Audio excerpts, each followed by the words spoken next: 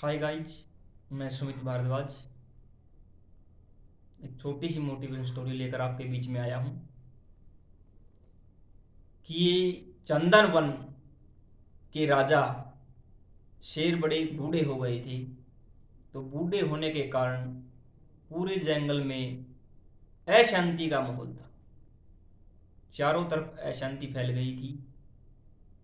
सभी जानवर इधर उधर भटक रहे थे।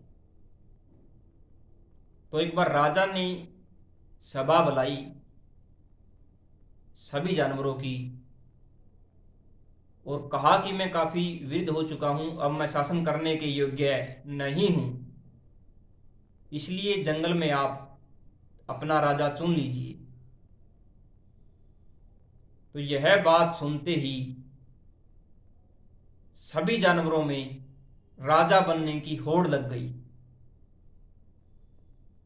तो जब बाहर का सर्वे निकाला गया तो सभी जानवर अपने अपने आप को राजा समझने लगे।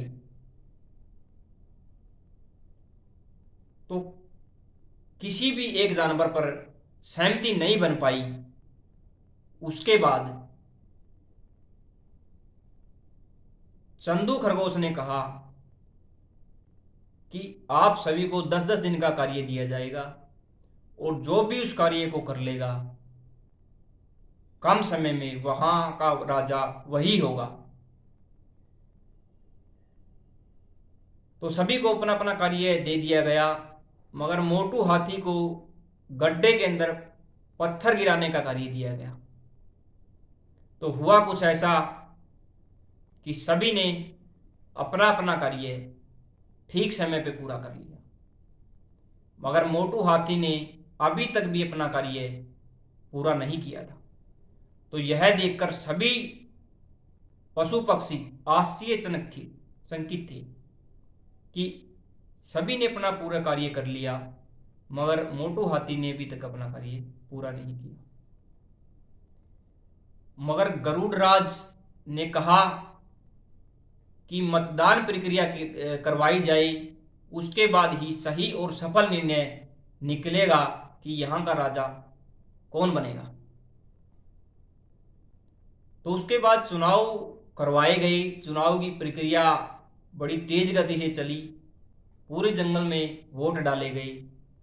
तो देखा कि मोटू हाथी को सबसे ज्यादा वोट मिले और वहां का वो विजेता बना। तो इस पर सभी ने समीक्षा की कि मोटू वो 10 दिन में वो कार्य पूरा नहीं कर पाया था, फिर भी वो जंगल का राजा कैसे बना। तो पर उस पर चिड़िया रानी ने अपनी प्रतिक्रिया दी कि जब आप लोगों ने गड्ढे में पत्थर डालने का कार्य उसे दिया था, वहां उस गड्ढे में एक छोटे से पेड़ पर मेरा एक घोंसला था और घोंसले में मेरे बच्चे रहते थे और मैं खुद रहती थी, इसलिए चंदन ने राजा बनने का कोई प्रयास नहीं किया। उसने सिर्फ और सिर्फ मेरे बच्चों की तरफ देखा और मेरी तरफ देखा और एक भी पत्थर गड्ढे के अंदर नहीं गिराई। और जब चुनाव हुए, चुनाव से पहले यह बात पूरे जंगल में फैल चुकी थी, इसलिए आज मोटू हाथी की विजेता का सबसे बड़ा यही कारण है कि उसने आपकी तरफ न देखते हुए दूसरों की तरफ देखा। तो मित्रों, राजा बनने के वही योग्य है जो आपकी तरफ ही न देखे, पूरे जनहित की तरफ देखे। जय हिंद, जय भारत।